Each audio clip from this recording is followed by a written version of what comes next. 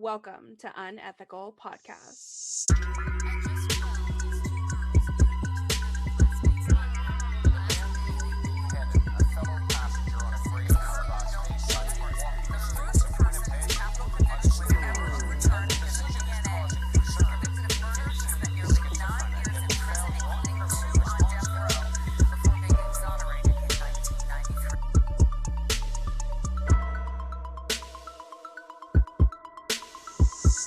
Who's Cole? Who's Cole's person? Yeah, I sell cars here in Rapid City, South Dakota, which if you haven't heard of it, Mount Rushmore is more popular, kind of known for the area. So I live in Mount Rushmore. But is it true that Trumpy wanted to put his face on Rushmore? Oh my God. So yes, actually he was out here for the 4th of July a couple of years ago. Yeah, he was like, I don't know. Maybe I'll just put my face up on it. It'll be fantastic. We'll just have a fifth face and it'll just be amazing. His head would be twice the size of everybody else's. Oh yeah, it would have been fucking hilarious. Big hands on the side. My hands are huge. My hands are huge. Look at them. Bigger than Lincoln's, bigger than Jefferson's, everybody. Shit. Oh man, when he was here, that was a trip. I heard some stories of just like room service at Alex Johnson. Like they were like the president was like trying to call it like 1 o'clock in the morning when he was staying out here for room service at this hotel downtown and just trying to ask the most like just fucking ridiculous things. And Russian whores that can piss on me. No, all right. Yeah. No, the best you can do is a girl who's 3rd generation from Scandinavia. That's unacceptable.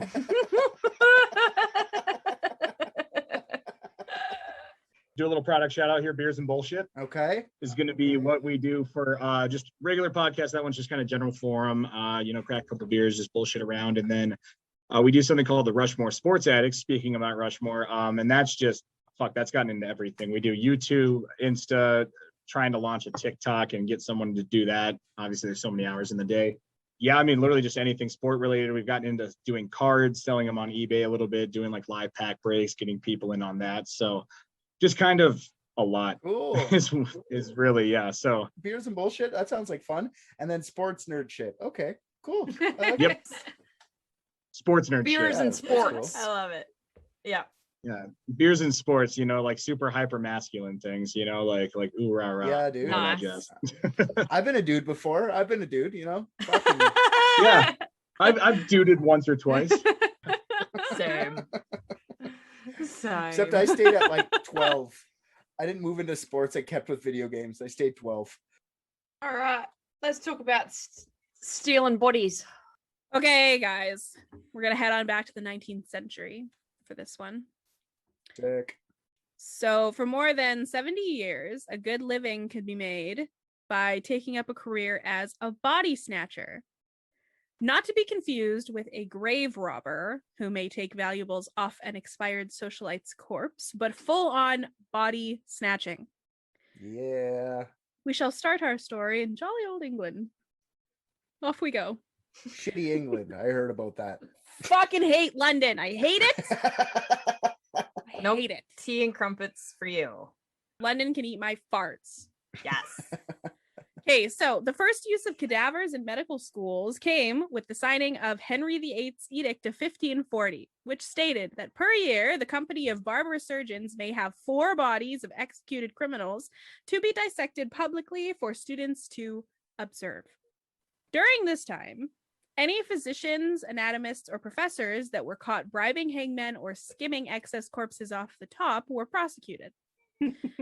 I don't know what the punishment was, but wouldn't it be awesome if you ended up on the dissection slab for trying to get bodies for your dissection slab? So cool.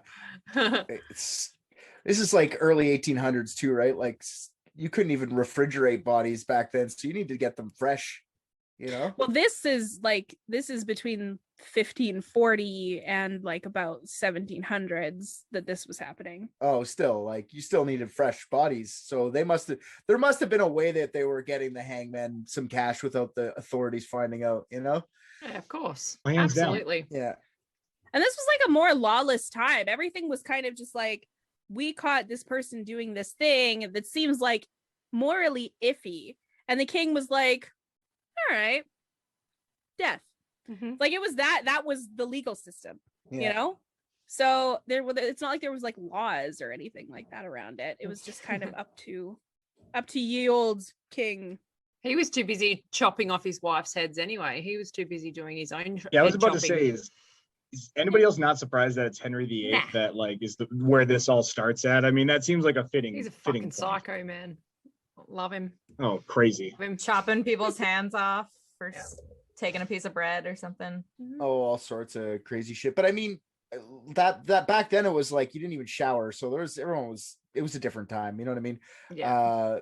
I don't know how showering is the difference. The main difference is There's just a lot. That's a huge difference. Imagine just going to like the market. Everyone would smell like ass. Like imagine fucking. Like. that's why the women wore such huge petticoats. Mm. Oh. To cover the smell. Oh, bleh. Anyway. No such thing as tampons, folks. No such thing. Mhm. Richard brought it up. It's not my fault. Let's move No, on. it's Yeah. sorry. I do that. Bertha wasn't around in those days. Yes. Okay, so between 1540 and 1752, there was really no legal way to obtain corpses in England. Okay, here is an interesting little historical tidbit for y'all. In 1998, 15 skeletons were found in the basement of the historical English home of Benjamin Franklin 200 years after he had left England for America. Mhm. Now, as cool as it would be for Benny Franklin to be like Jack the Ripper style serial killer, it is actually believed that these skeletons were purchased illegally from body snatchers by highly respected anatomist William Hewson, who then set up his own little anatomy school in Benny's basement. Mhm. So during this time, there was no shortage of executed criminals to use, but the skeletons in the basement didn't include a lot of grown men. They were, in fact, mostly women and children. Not for nothing, William Hewson contributed some very, very valuable research into human anatomy and medicine, probably using these snatched corpses. And he's not the only one. In fact, the entire field of obstetrics was built by William Hunter on the backs of illegally obtained corpses of 400 deceased pregnant women. Mhm. Yeah, I don't see the problem. If they're dead, who cares? Mm. Everyone was dying of everything back Yeah. then. So I mean, at least you had a place to put them. I mean, most of the time, like back then, I think when you're looking at like family plots and shit, like most people didn't have a place to go, so it was just kind of like these communal graves. So Yeah. I mean, at least you had a place to go. Mhm. Yeah, and there was a lot of plague. There's just a lot of plague and stuff too, so it doesn't have to be nefarious. He could have just found like a dead kid on the side of the street and just rolled him back to his like, oh shit, let's get him before anyone even notices, you know. Yeah. So it doesn't necessarily have to be a nefarious way of getting these things. It just The biggest opposition with this whole thing is, you know, the people who are like in power wanting to maintain power by being like, you can only have 4 corpses.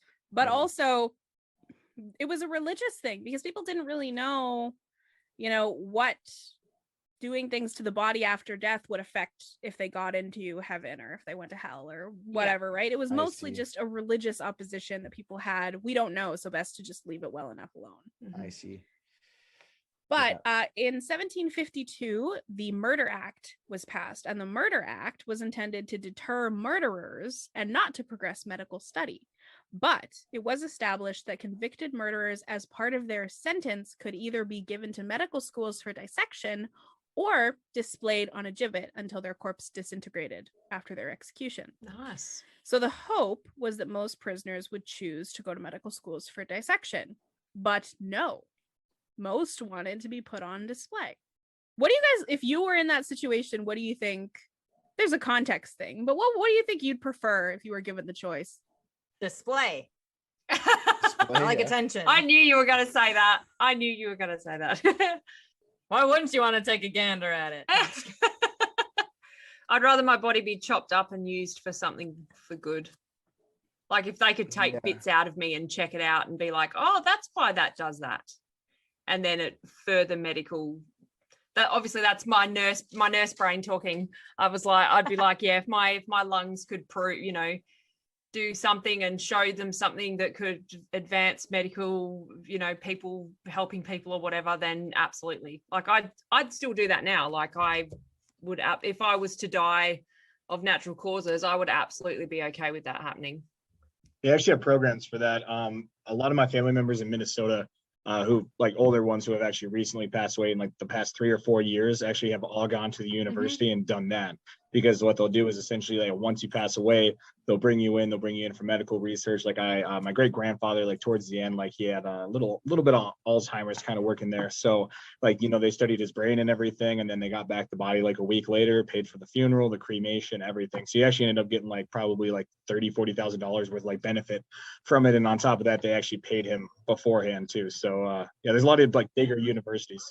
Yeah, and if I think of the like, who the fuck knows what happens when you die, right? So maybe you're just like linked to your body until it disintegrates, and maybe you have to watch all these people look at my little penis and go, "Wow, that's really small."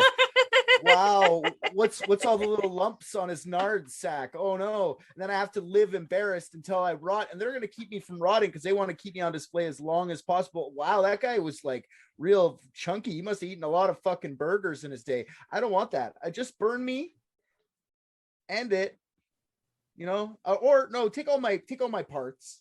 Yeah. I'll gladly watch a 45-year-old person who needed a heart transplant live with my heart. I'll watch that, but I don't want to watch everyone gander at my problems. Like, that's all they're gonna find, and like, look at, wow, this guy had congenital heart disease. He should have stopped smoking a while ago. Like, fuck. I know. Look at his brain. He really was a psychopath. You're not there to like respond. Christy, after death, noble acts. Richard, after death, embarrassment. Tally, after death, attention. Cole, what about you? What do you think after death?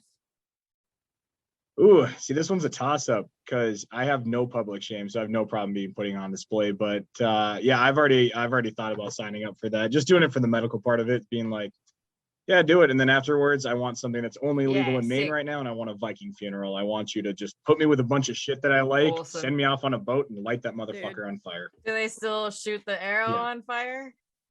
I'm thinking more 21st century. Like, I mean, we can go missile launcher. You can go just like, flamethrower. One flaming arrow and a bunch of just like C4 on there. I don't know. I want to make a statement, That's so awesome. Like, I also have an ego that needs to be filled, but it's not just going to be filled by being on display. So it's not going to be on display. It's going to be on everyone's face when it explodes. They could stuff you and put you in one of your used cars in your car lot. Oh God.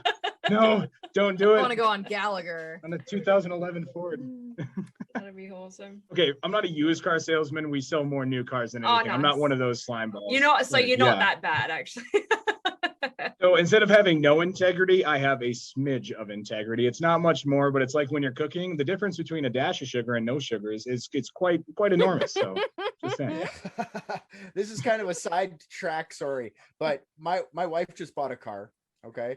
And tell me if you would get fired for this, Cole. So my wife just bought a car, and just a little car, and the guy that was selling her the car reminded me of Gil from The Simpsons. Like, the guy that has like he's like, oh, everything's coming up, Gil, today. So he reminded me of that.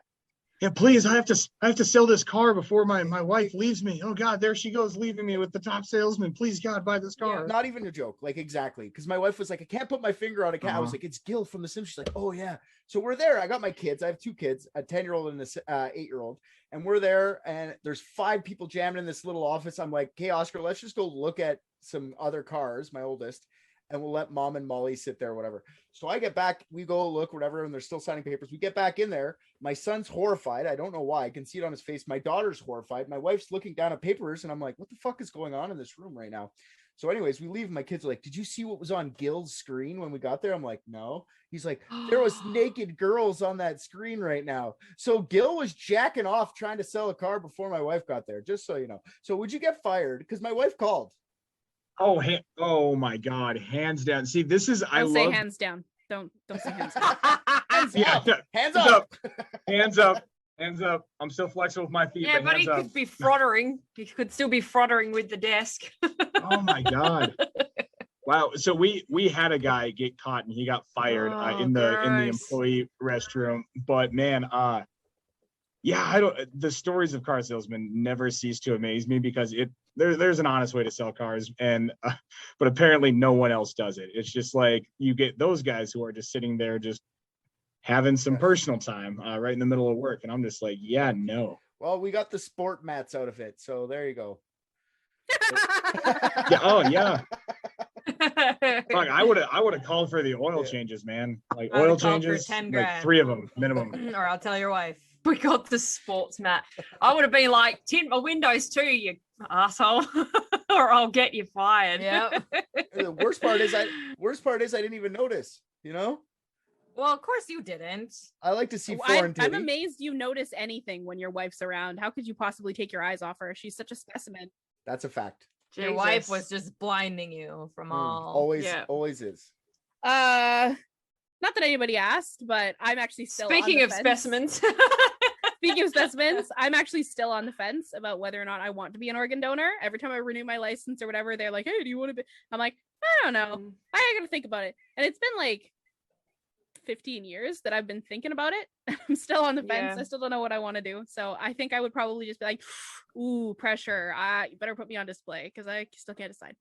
I'm fine with everything. I don't know why, but I feel weird about giving people my corneas.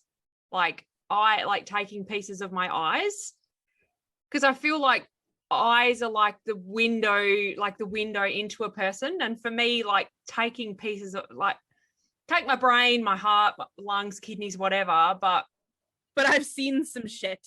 I've seen. yeah, I just things. have some funny stuff. A funny thing about eyes, I don't know. I don't think I could let anyone take bits of my eyes. I know a lot of people are like, everything but skin and eyes you can have, because I want to be able to be like buried or put, like, I want to have a wake or whatever, you know what I mean? So that's like, also because like their families. I want them to sticky tape my eyes open. I went to school with a girl with donated eyes. Oh, that's so cool. Yeah, she had 20/20 vision. She said the weirdest thing is that she had brown eyes, you know, and then had blue eyes. And then she didn't afterwards. That's so Weird. weird. Yeah, so she was like, as a kid, I saw myself with brown eyes. As an adult, Yeah, wow. they just changed color, basically. Yeah, that would be weird. I say donate everything, but as long as I Yeah. can be cremated and turn into a tree, or like grown with the soil of a tree, that's all. Here's some context for everybody who wants to be on the dissection table. The execution method of hanging was sloppy at best.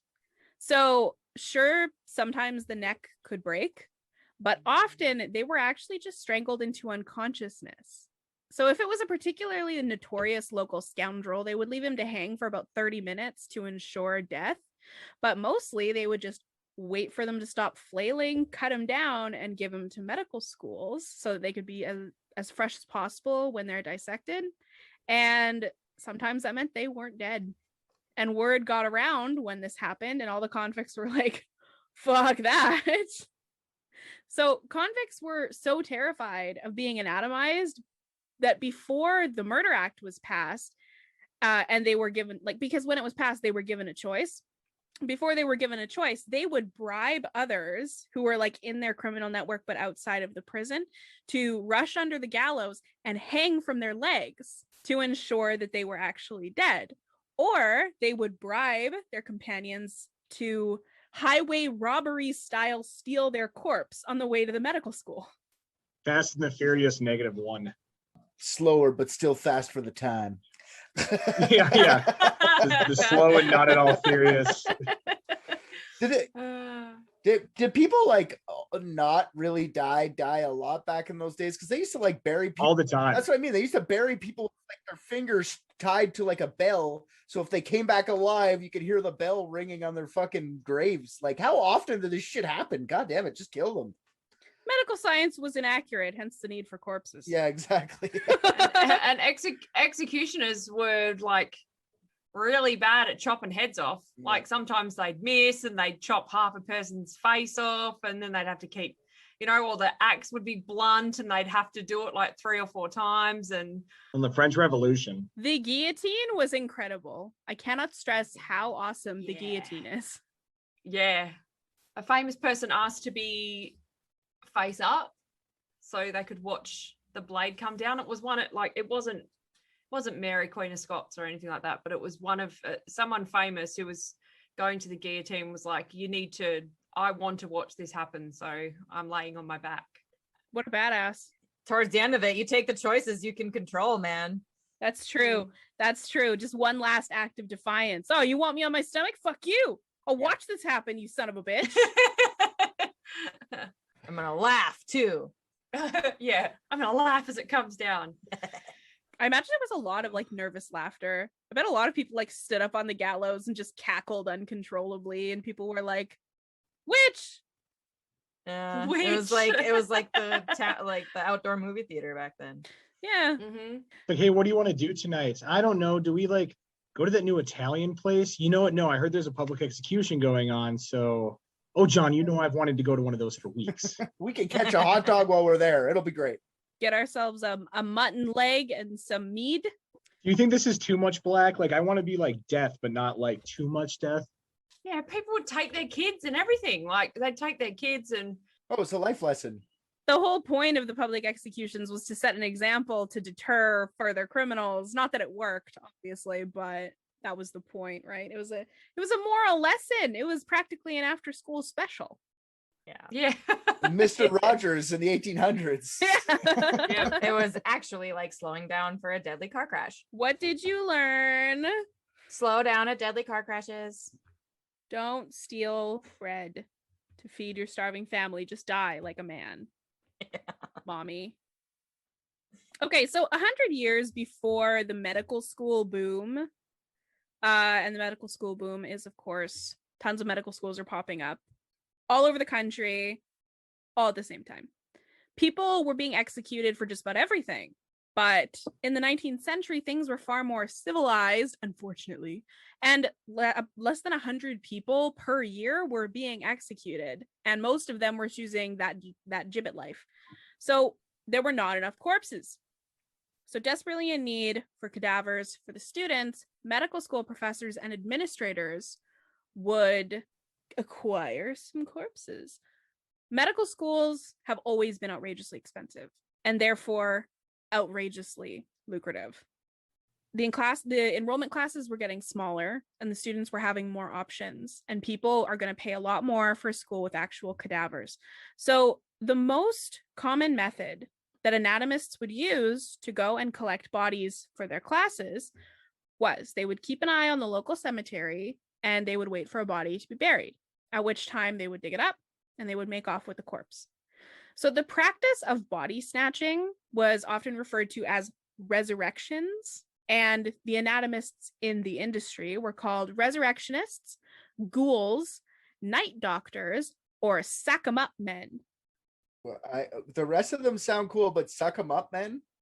Sack 'em, because they put them in sacks. Oh, I thought you said suck 'em up, men. I was like, what is Sack 'em that up even? men. They're like the bring out your dead. Clunk. Yeah, but the sack 'em up men sounds like what they would call them in Australia. Just right to the point, like Yes. No creativity in there. yeah, car park or walkway or whatever the fuck they use.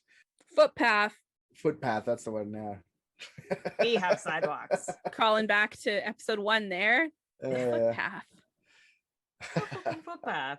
So the interesting thing is that most body snatchers were actually not grave robbers. Everything within the grave that was not the body itself would be returned to the coffin. Stealing a body was a misdemeanor. It was very rarely prosecuted. Stealing possessions, that was a felony. And that could land them on a boat to Australia. Aha! Is that why the executions are down so much? They're just shipping everyone to Australia now? Yeah, that's their more civilized way of handling things. That's one of them. Yeah. Well, yeah, it's like, hey, instead of killing you outright, we're gonna send you to this land where like all the fucking batshit crazy animals are that are just way bigger than everybody. Have fun with that. Yeah. So survive. Yeah. It just makes me think of Escape from LA, like that old school Kurt Russell movie. Like, just imagine a Kurt Russell guy standing on the beach, just like, come on in, boys. We're gonna take it over again. Eye patch and all. Yeah. So like Australia wasn't inhabited at all before that? It was a convict island. That was its entire purpose, but there was Aboriginals. Yeah. Oh, okay. Still are. We have Much- one here today. No, I'm just kidding. She's 1,800 years old, by the way. She looks great. She doesn't look a Yes. day over 1,500. Yeah, so resurrectionists typically frequented county cemeteries. They were essentially mass graves that were shoddily dug and poorly maintained for unclaimed bodies. So the thefts were very easy to cover up on these grounds, and as such, fresh corpses became very scarce, and the snatchers had to become bolder. In the more risky grave sites, if the snatcher was caught or someone discovered that a grave had been disturbed, guards would be posted and the supply there would be cut off. And on top of that, the families and loved ones of these victims knew of this practice. So the families that had the means to do so would monitor the grave for up to 10 days in order for it to decompose enough that it was worthless to the medical schools.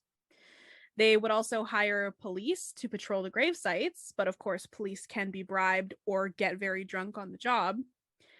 And during this time, many fancy newfangled grave protection devices were springing up in the market. People were paying for iron shelters to be built over graves. They were having spring guns installed inside the coffins. God. Just getting shot in the face trying to steal a fucking corpse and just falling on top of the corpse. Yeah, and your buddies are like, no, we got two, boys.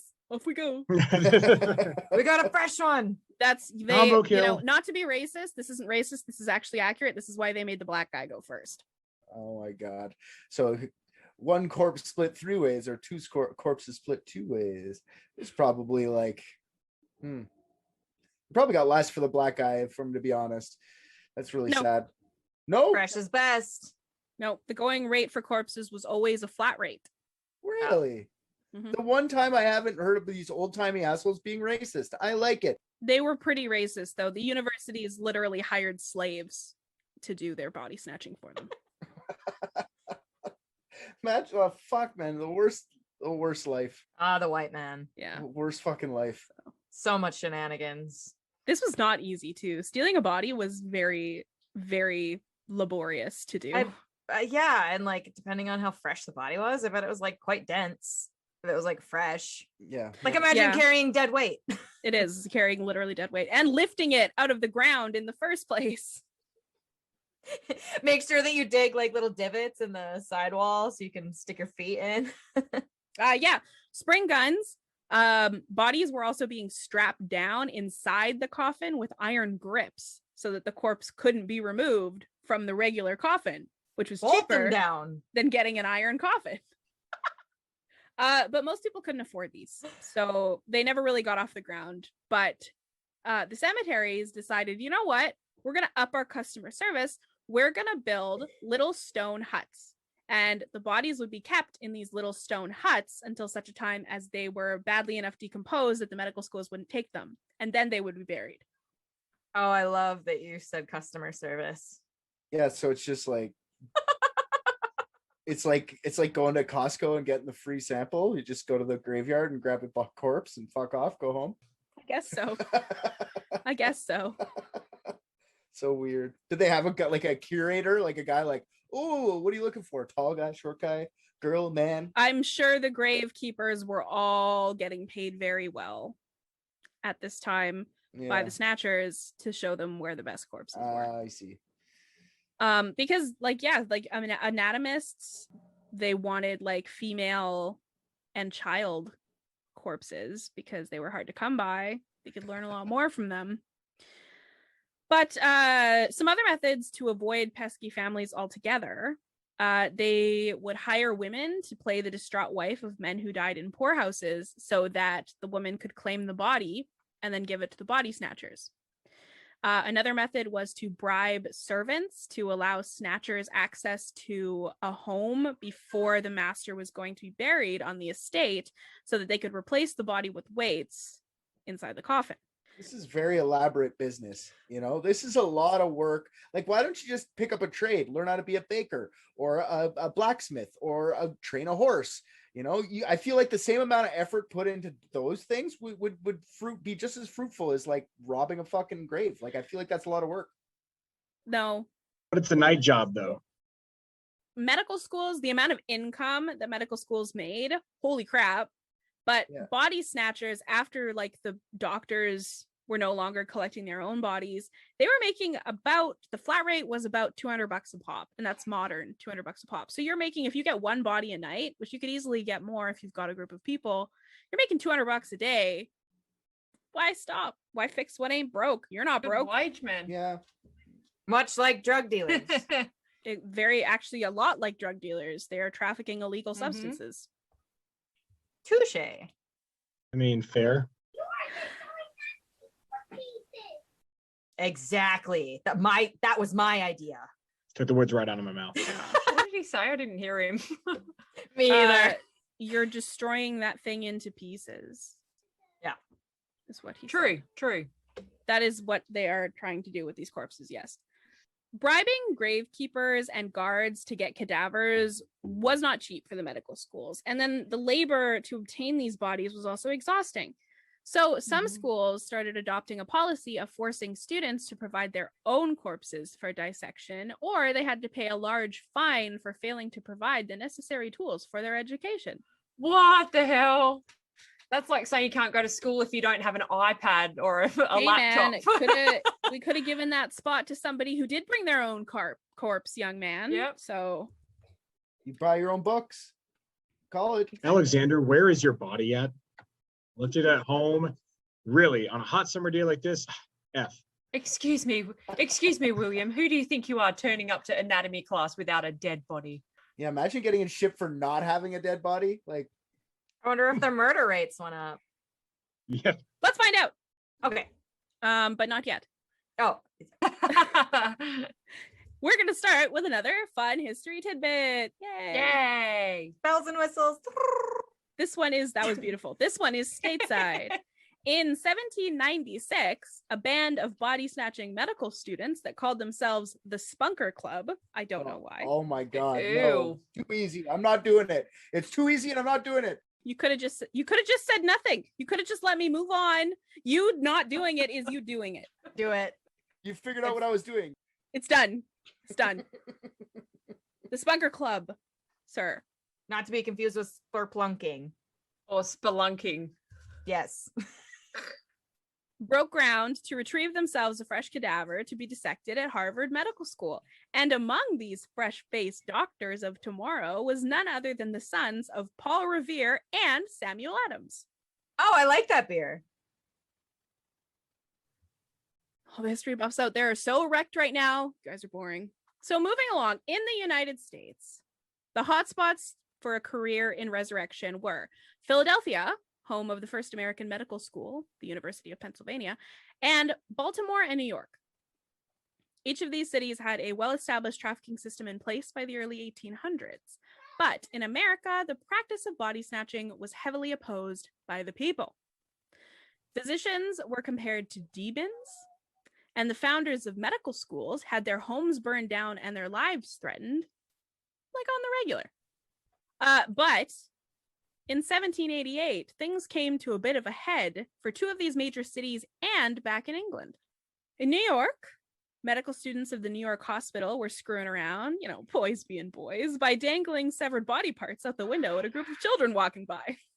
Oh. So one of those boys had actually recently lost his mother, and so he went home and told his father, who gathered a mob that destroyed many parts of the college and attempted to lynch the professors who worked there. But the state cavalry was called in, and they did open fire on the mob. And as a result of this incident, the state passed the Anatomy Act of 1789, which stated that all unclaimed bodies of executed criminals would go to medical schools, no questions asked. But, as we learned across the pond, that did not provide enough bodies. Over in Baltimore, in 1788, a wealthy socialite discovered her niece's corpse had been made off with when she went to the cemetery, and a crucifix that had been buried with her niece was found laying on the ground nearby. As a result of her pain in the assery, 4 men were indicted for grave robbing for the first time. And this continued. Many body snatchers were pulled out of the game at this point, and even more just straight up left. And so, once again, the doctors at the schools were forced to take over themselves as opposed to having their slaves do it. And then they too would be apprehended and prosecuted, leading to a massive collapse in medical schools in Baltimore for a time. We will come back to that later. In England in 1788, a highly controversial court case was making history. A South London doctor had taken a body from a cemetery while hanging out with his good buddy, the gravekeeper. And he assumed that he would be safe because of the laws regarding body snatching versus grave robbing. However, the judge mistakenly said that there was a precedent where a group of men were prosecuted for stealing bodies. In fact, the men were actually prosecuted for stealing lead from the coffins.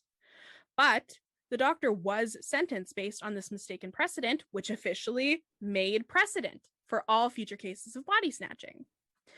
So the medical schools were naturally up in arms over this, and they were forced to stop the practice, and medical science suffered. But during this time, the medical schools started getting some marketing visits from the local entrepreneurs who had procured fresh corpses, never mind how, and suddenly the schools were back in business. It's not technically stealing. Murder. Not murder either.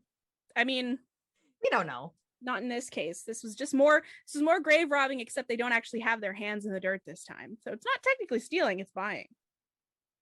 And thus, the medical schools began recruiting the seedy and the downtrodden, most often low-level employees of the universities, such as custodians, into corpse trafficking. So they made very comfortable incomes for over half a century. As I said, the going rate for a corpse was about $10, which is equivalent to roughly $200 per corpse. So these low-level people were making good money, particularly in places where the grounds didn't freeze. One such entrepreneur in London was named Ben Crouch, and he was known locally as the Corpse King.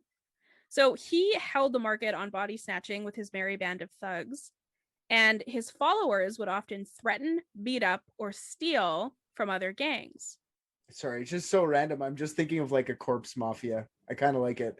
It's just like a organization of men just stealing corpses. That sounds awesome. It's so foreign now, right? It's so foreign to the way we live now that it's such a, like, I know it was normal back then, but now it'd be so weird to have that guy. Like, I'm Giuseppe. Yeah, I mean, in a way, we kind of still do have that guy because there's somebody out there taking live people and drugging them and putting them into human trafficking. There's just no longer death trafficking. Yeah, that's true. A lot more lively now. I'm sure that was around back then too, right? But I mean, like that, hopefully in 100 years. Well, slavery was human trafficking. Now we just got to do it on the dark web.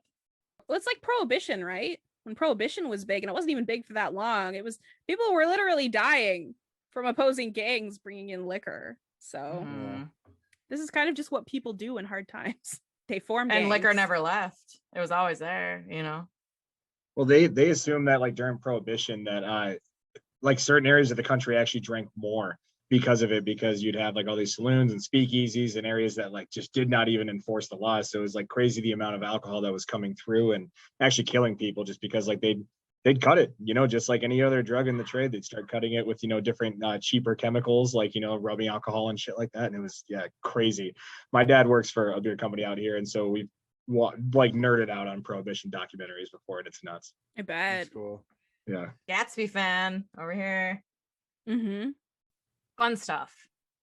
Woo, alcohol. Woo, alcohol and bodies. I'm just thinking about the prohibition we have now that's going away. It's going to be looked at the same way, right? Like exactly. Weeds becoming legal, and not if you're this state and you have a governor like us. Yeah, well, all the marijuana dealers are moving into heavier drugs now, and now more people are dying because of it. But yeah, you know, hey, that's neither nor there. Yeah, heroin, fentanyl, fentanyl, meth, mostly meth. Anyway, all bad things. So Crouch and his merry band of thugs. So if another gang had a hold on a cemetery, Crouch would go with his guys and they would dig up all the graves in the cemetery. So then it would be heavily guarded and no longer available to the gang that had a hold on it. So as a result, Crouch was able to charge an outrageous amount of money per corpse. So at this point, all of the anatomists in London all got together and they said, we all agree we're not going to pay more than X amount per corpse. I think it was 3 guineas. We're not going to pay more than this. You know, if no one's buying, they can't sell and they'll have to lower their prices. But of course, The more successful of schools would be paying more behind the backs of their fellow doctors and then would make even more money because of enrollment, leading to another monopoly. So yeah, very cutthroat business. Far out. 3 guineas sounds like the people saving the corpses, but did I say that aloud? It sounds like one of the gangs. Like, I mean, just with the 3 guineas. What are you guys doing? Oh, we body snatch. British money makes no sense. Why are there so many denominations? I know, it's ridiculous. It really is. Didn't even know. It's obscene. Huh. So during the periods when corpses were in short supply, the Snatchers in London would start importing corpses in barrels from across the sea, usually from Ireland. And typically they would be coming in with items that were pickled. So this actually led to a new method of corpse transport locally by getting whiskey by the barrel from local distillers, digging up a corpse, and then delivering the barrel of whiskey with the pickled corpse in it to the medical schools. What a waste of whiskey. That's where the toe. That's where the toe was originated. Someone was like, "This whiskey tastes good." The medical school would take the corpse and then return the whiskey to the Snatchers. Sometimes the barrel would be reused to transport another corpse, but sometimes it would actually be sold as cheap rot gut whiskey. Oh no. Oh, I am extremely questioning all the alcohol that's ever given me gut rot now. Yeah. I'm gonna stick to my white wine, people. I mean, it's just an evolution of like the worm and the tequila, right? But you don't eat the person after to get high. Oh. You dissect the person after to get high on knowledge. What about cannibalism?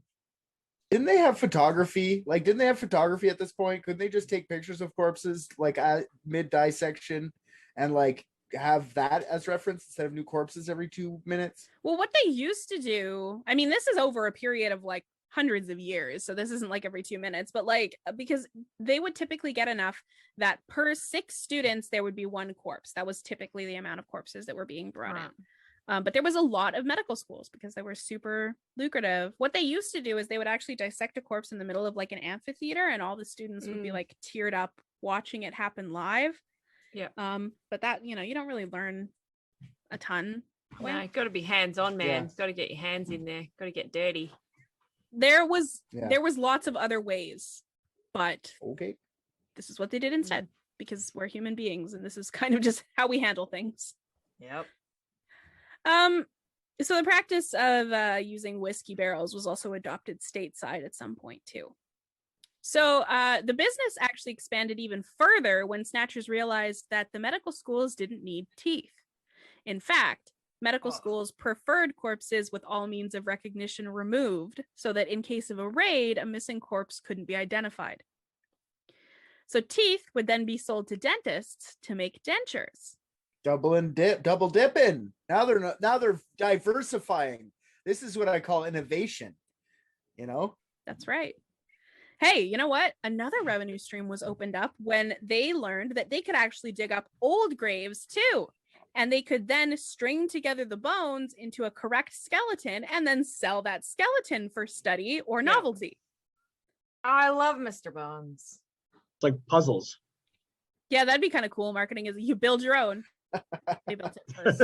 I mean, every biology class we ever went to had a, plastic skeleton, but there was an origin to that, and it was always Mr. Bones. It's exactly what it was. Yep. They have those though now, right? They have them in malls that build the corpses. Or is that build a bear? Fuck. Okay. Build an alien, build a corpse. Yeah, build a corpse workshop. I love these cameos. They're fun.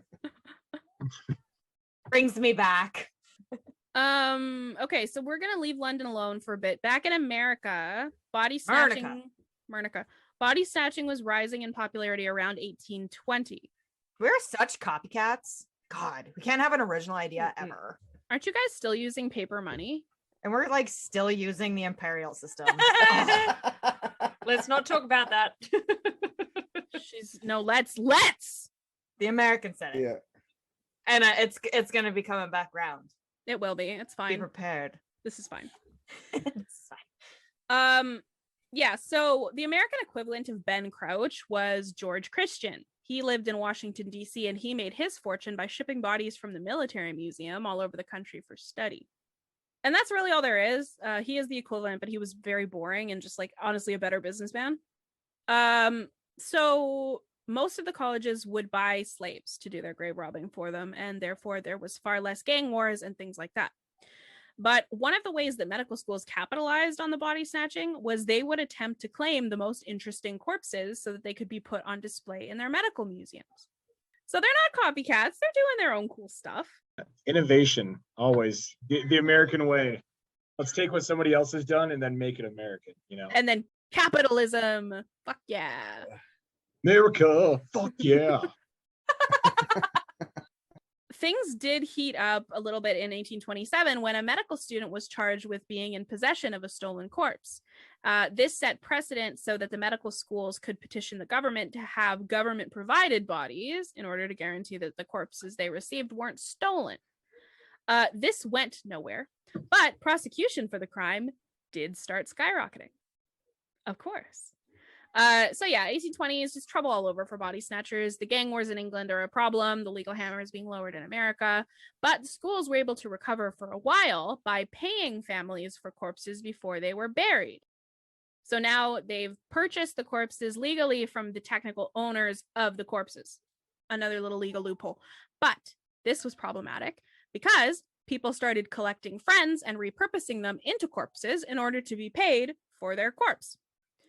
In fact, two notorious serial killers, William Burke and William Hare, decided to make a career out of the DIY cadaver scheme. The two Irishmen met in Scotland at a lodging house which Hare owned.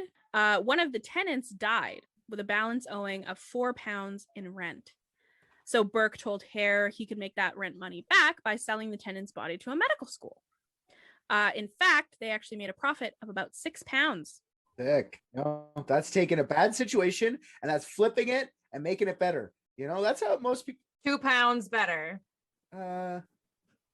Wait, No, Six, six. They got paid £10. Oh, okay. My bad. All good. Their profit was £6. Yes. I'm American. You know. I was still trying to figure out the guinea to pound ratio over here. I'm like doing math. I'm like, okay, figure carry the one and then divide. And then I remembered I was terrible at math in school, so I was like, okay, fuck it, I guess. There's whatever. already been some inflation either way. It's because this is like £6 is about the equivalent of $500. So Yeah, that's nuts. yeah, so the rate's going up, right? But shortly after they did this, another tenant fell ill because this was the 1800s and everyone was sick all the fucking time. No showering. Yeah. They decided that they would speed up the process of death. In fact, they sped it up by probably a decade or more because he wasn't actually that sick. And they hid their tracks by getting the victims blackout drunk and then holding them down and plugging their noses and covering their mouths. So they didn't leave any sign of murder. But they ran out of sick tenants and they eventually moved on to street people. Sometimes they would actually use Hare's wife. She would lure them in. And they were eventually caught when one of the lodgers who hadn't been killed returned to get something that she'd left behind and found a body in the house. So the police didn't have a strong case. So they offered Hare full immunity from punishment if he would rat out Burke. Hare did. He ratted out Burke. And he also ratted out Burke's mistress because he actually had wanted to kill her a long time ago for corpse money. And Burke said no. And he was pretty upset about it. But Burke cleared the mistress and said she had nothing to do with it. And he went to swinging all by his lonesome. Fortunately, he did not die right away. He flailed for a while. He was then publicly dissected for science, and his pelt hangs in the Edinburgh Medical College Museum. The term burking was also introduced to the dictionary at this time, which means to kill someone in order to sell their corpse. Cool. Can we go see his skin? Like, is it all this? Like, that's cool. I want to go see that. I don't know why this interests me so much. You want to go to Scotland? Is it in Scotland? Yes, it's in Scotland. Aha! Finally got geography right. Ha! Bravo. Thank you, Baz Henderson. Bravo. Was this the intention of skinning him? Was to put it on display, or did somebody like wear that for 50 years before they're like, let's hang that up in the museum? No, that was just they dissected him and then hung his. They just Buffalo Bobbed him real fast, just hung out, used the skin. No. Okay. Would you Burke me? I'd Burke me. I'd Burke me hard. Oh boy. In total, Burke and Hare killed and sold 16 people. Over in London, John Bishop, James May, and John Head were another group of Burkers who were drowning their victims to be sold. They actually only managed to kill 3 people because they actually hit somebody on the back of the head with a hammer before they sold the corpse, which is kind of obvious. Yeah. Do you think like from Burke and Hare or these guys, do you think the doctors would have just like kind of, yeah, don't hit them in the head next time because I'll have to tell? Like, do you think they give them one free pass on the murder and then they go like, otherwise we're done. We're done this deal. Strike 2. Not this doctor. This doctor turned them in as soon as he saw the gigantic like hole in the back of this dude's neck. So Yeah. But this set Wow. of murders caused such outrage in London that 2 people actually died in the resulting protest. So this made it a big deal. This led to the Anatomy Act of 1832, which Do was we know- passed. Do we know if these 2 bodies ended up at the medical school? The ones that died in the The protest? first, oh yeah, probably. The irony. No.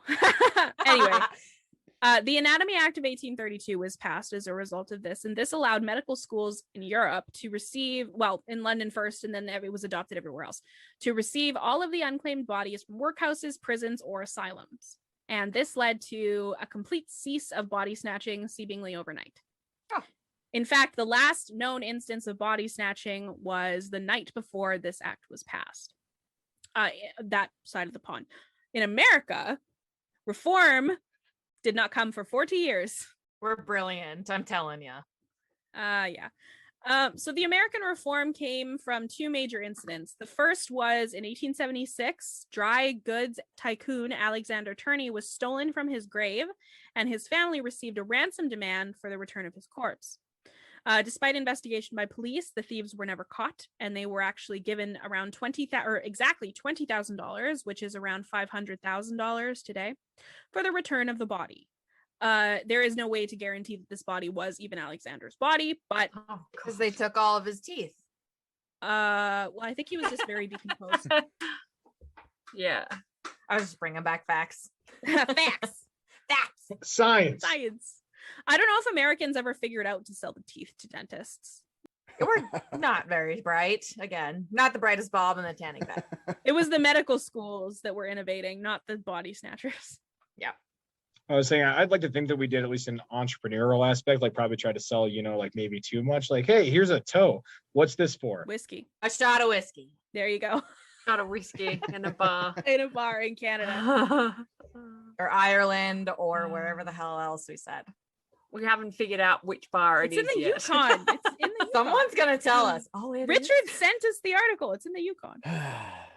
Oh, apparently it's in Ireland. Kent needs a refresher. They're bandits. Bandits with the toe. The toe. Okay, so the second major incident that led to reform was John Scott Harrison, father of President Benjamin Harrison, died in 1878. He was buried in an iron coffin and surrounded by marble slabs in order to protect him from resurrectionists. While the family was at the funeral, they noticed that one of the other graves in the cemetery had recently been disturbed, and this grave belonged to a friend of the family. So they paid a visit to the local medical school to see if they were in possession of the body. Instead, they found John Scott Harrison hanging nude from a rope, who just days earlier they believed was resting peacefully in an impenetrable fortress. Little did they know that they could rust out iron and chip away marble. Little did they know. He's just hanging there. Like they just had him hanging up. Oh yeah. Well, he was being stored for later dissection. Oh my god. What else would you do with the deceased? They take up less room standing up, I guess. Yeah. It's easier to hang him like on a coat hanger. Yeah. than it is Who on are we dissecting today? Ew. Just picking it like an outfit. Just no. Yeah. No. You know what? This is the one right here. Mhm. Sliding them on the hangers. Maybe. I don't know. All I know is that he was naked and hanging up. Wow. Yeah. So this, quote unquote political attack, not exactly a political attack, but it did the job, led to a change in legislature that heavily penalized body snatching and allowed for a new source of cadavers for the medical schools. This improved the situation, but there was still a shortage of corpses, and some states didn't have the same severity of laws about body snatching. So there was a small group of people still buying and selling corpses up until at least 1905, but it did stop relatively early in the 20th century. So in 1989, a team of archaeologists dug out the basement of the Medical College of Georgia and found between 200 and 400 discarded skeletons. The Medical College of Georgia actually obtained all of their cadavers via one slave they hired in 1836 named Grandison Harris. Dude was good at his fucking job. Yeah. Ugh. Legend. However, this is a little bit sad. Most of the bodies were other African Americans. Aw. We're assholes. We're dumb and we're assholes. Okay. Do you think residential schools in Canada were residential medical schools? Is that why they found 215 dead children too soon? Yeah, I don't. Ooh, that one's fresh. That one's That fresh. is fresh. So fresh, someone might steal it. Sorry. God damn it. Okay. I don't need to cry again. This discovery was essential in establishing the history of medicine in the United States. In the basement, they found remedies, signs of techniques, and different tools that could be determined from the bodies. And they just got a lot of just really good information from this. And furthermore, everyone alive today has benefited from the practice of body snatching in some way or another. Yeah. And so here we come, ladies and gentlemen, to the point.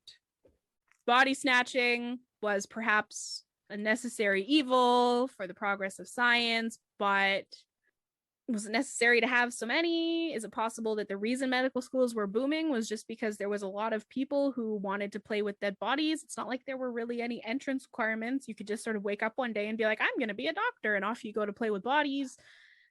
I think it was the monetary purposes. I'm going to say it has a lot to do with class, right?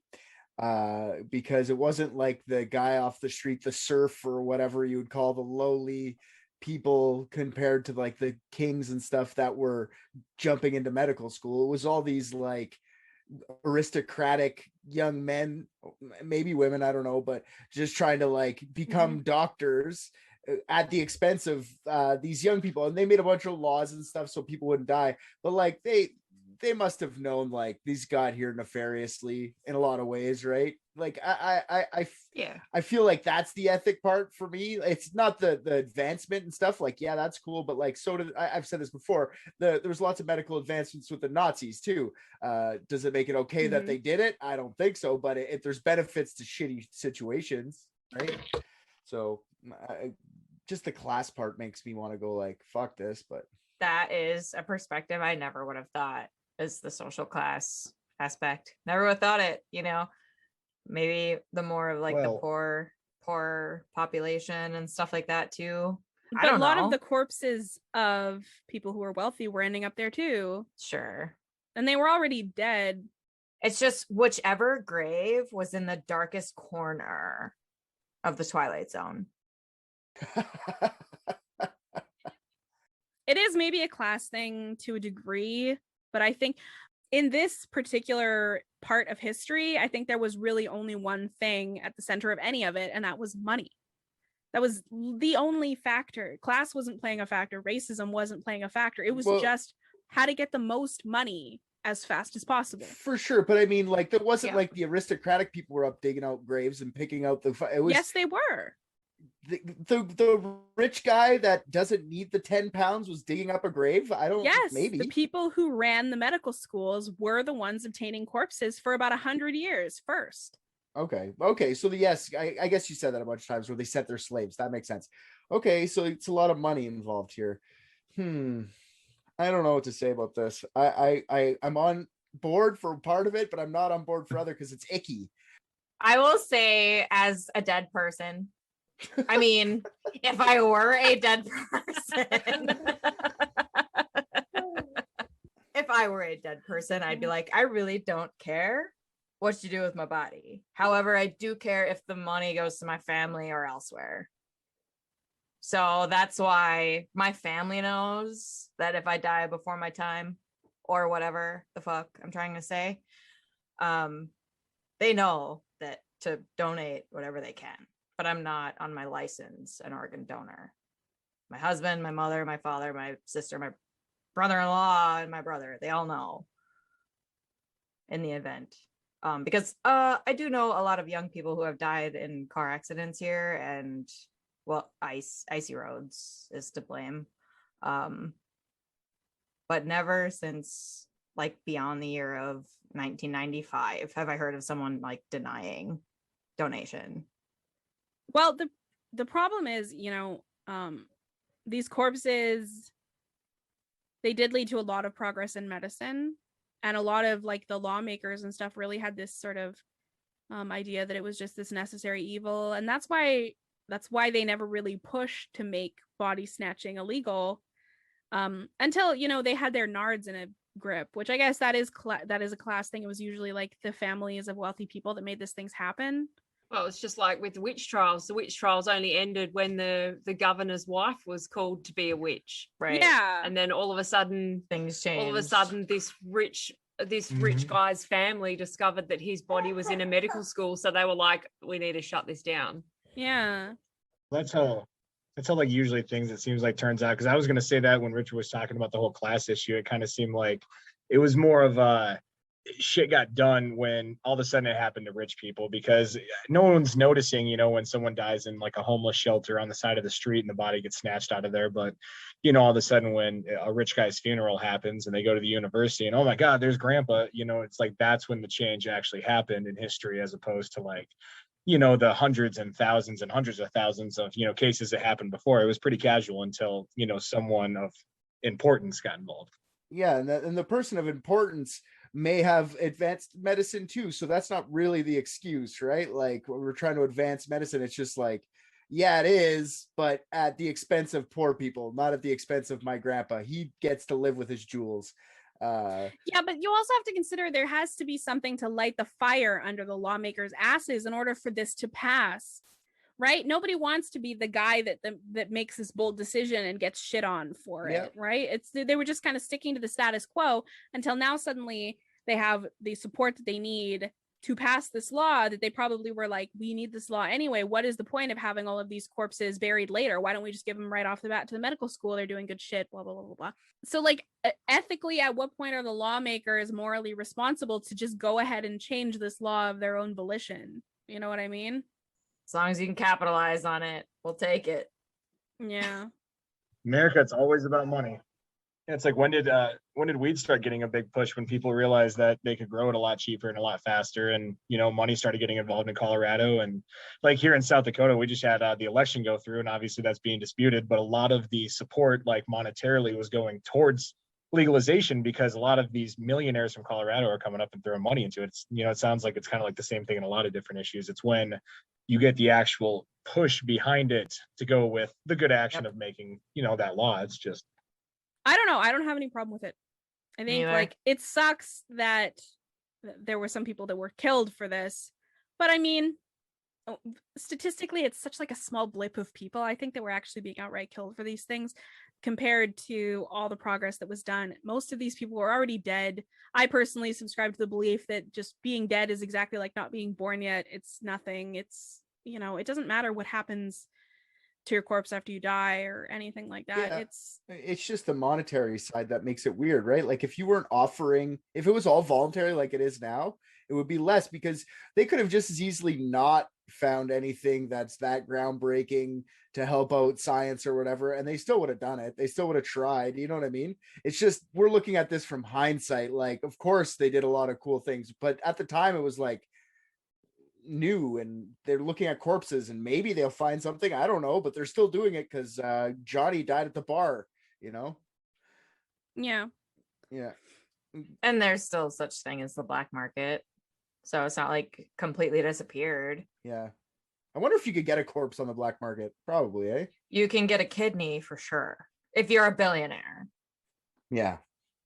Well, you can get a kidney legally if you're a billionaire. Just pay off the hospital. Yeah. It's all down the lists now. Yeah. Everyone's just on a list. If you need it, you might get it. And if not, someone didn't die soon enough for you. Yeah. Oh, before, I don't want to be called out. Body snatching did occur in Canada. I'm not saying, I'm not pretending that we're innocent in this. I'm not attacking the Americans. Okay. It did happen, particularly in and around Montreal. And we were actually among like probably the biggest assholes in body snatching, because the first secondary source that we offered up was immigrants, which is just rude. Oof. How rude. So, well, at least it wasn't the indigenous this time, so that's something.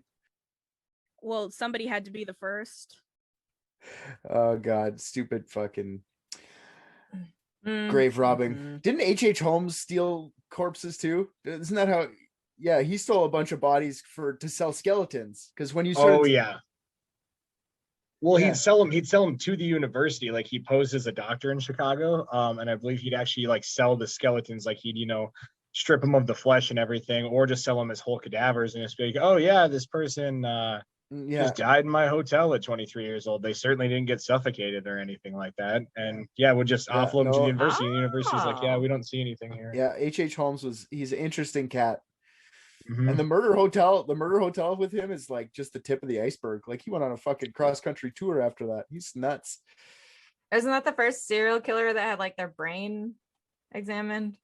Or no? Hey, maybe he started. I don't know if that's true, but if it is true, maybe his body added to science too. Maybe that's pretty interesting. That I know he had a traumatic brain injury at some point in his life. Yeah, that's usually a lot of serial killers, though, right? Like a lot of head trauma. So I wonder what specific things, and maybe Celeste can tell me, like things that are like to this day learned from these grave robbers, for me to go like, I'm totally cool with it. Like, is there something that we know that right now that still helps to this day? Or is it just like, they just say in the articles or whatever that a lot of medical advancements, or do they go into any specifics at all? As I said, the biggest benefit to this day was the field of obstetrics. This saved a lot of babies from dying on the way out. This saved a lot of mothers from dying with their babies on the way out. This was huge. That's a big one. As far as, and I mean, that's probably for me the biggest thing, where I'm like, if it weren't for perhaps like the knowledge in the field of obstetrics, my ancestor would have, their baby would have died. I never would have been born. I got no issues with it. I got none. I got issues contextually with like the entire country and they're like the way that they utilize like slaves and stuff like that. But I don't have any issue with people like being able to sell the bodies of loved ones for science. It's the money part, right? Because for me, it just that starts to make it like stuff have more or less value, and then you start to like murder people. Like, you know what I mean? Like, that's where the problem becomes. If you start just like voluntarily or make it a requirement, we don't need our fucking bodies unless you want to, unless you're religious. We're just taking up space in the ground. We're running out of space. The problem, once again, as with like everything, it seems, is if it was just regulated in the first place, we wouldn't have this problem. Making shit illegal is the problem. No, I agree. I don't need a headstone. Those are too expensive. I don't need to take up any space on this earth after I'm gone. None. No, I just need to be a tree. I don't need to be a tree. I don't need to be anything. Seriously, nothing. I'm with you. I want to give back. It's, I'm still on the fence about donating, but that's just because, if I die young and I still have family and I want them to decide what to do with me. But they're the ones who are, you don't have any say afterwards. What do you mean? Like if I'm an organ donor, then they still have no say. Yeah, I know, but my family has no say too if I'm an organ donor. I want them to decide what to do with me after I die. Yeah, same. Well, and I also am extremely paranoid, so I'm afraid that if I have organ donor on my license and then like I'm in a car accident, they won't try as hard to save my life. But that's just because I'm paranoid. That's not true. I don't I think. think it's an American thing, not believing in medicine and I believe your in hospitals. medicine. I just No, I want to know. survive the thing that happened to me. I want them to try Yeah. real hard, and if they can't, You think like the doctor's gonna be like, oh, there's that super nice lady up on the 3rd floor waiting for a kidney, and I could just not save this girl here, and then like you think that's what's gonna happen? That's so scary. well, no, the paramedics, like, you know, Why they'll would like grab my wallet and be like, oh, she's an organ donor. Don't worry about CPR. I got a cousin who needs a liver. do they have a quota? I'm frightened. Me too. I don't know. See, this is why I'm paranoid. They're sitting there trying to save you, and you're like, okay, if she's AB positive, we have someone on the 4th floor right now. All I'm saying, maybe we don't try so hard. All right, like, maybe like a solid C+ instead of an A effort today. Like good enough so we don't get investigated. But do we really want this one to go? I mean, think about it. She probably broke her leg. It's gonna be super uncomfortable. If anything, we're helping her. She's gonna have months of rehabilitation. It's just much better if she just dies. The bills. Oh, the bills. The thing about this, new kidney, boom, she's out tomorrow. We free up another bed. I mean, this is a win-win for everybody except for her. So She's been on the list for 15 years. I got a question. Celeste, do you think this should come back? Like, should we be able to just sell our corpses to science if you want? Can we do that? You just said that, right? Like, Cole? I don't think that we should dig them up. University of Minnesota is where our family Represent. apparently got the hookup. Yeah. Yep. U of M, what's up? No, yeah, I absolutely do. I think that hospitals make a fuck ton of money. I think that universities make a fuck ton of money. Yeah. I think you should absolutely be able to sell your body either like for transplants or for research. Either way, I still think you should be paid for it. Yes. How much? Totally. How much? Full body. Richard, you get Richard's corpse and you sell it. What do you think I'm worth? Pregnant or not? $13.99 The plus cost shipping. of getting rid of you after. Like your burial, your funeral, whatever, your family, like that should be the cost. Okay, that's a fair. I just think that like you shouldn't be left with more expenses after you die. That is the stupidest thing about society as a whole, is that you are left with more expenses posthumously. How fucked is that?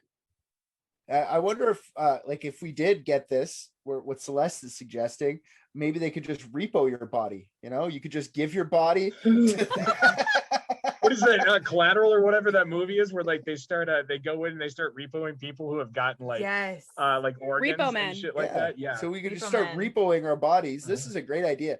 And the more fit you are, or the more of an oddity you are, the more you get. Like if you got like a fucking like a second face on your cheek, that's extra money. You know what I mean?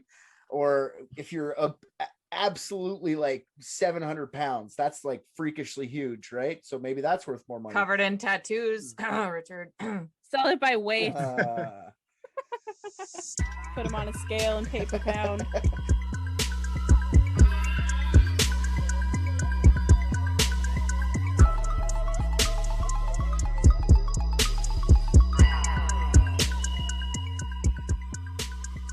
Hey guys, thanks so much for listening.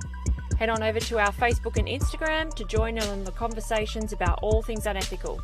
Just search Unethical Podcast. You can also find us on Patreon, where you can get access to all of our super awesome content, uncut videos of our discussions, and early release of all the episodes. We are adding fun stuff all the time, so you should definitely come and check it out. Thanks again, we appreciate all of you.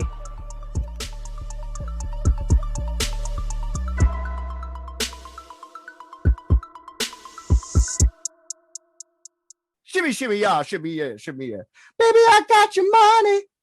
Hey, dirty.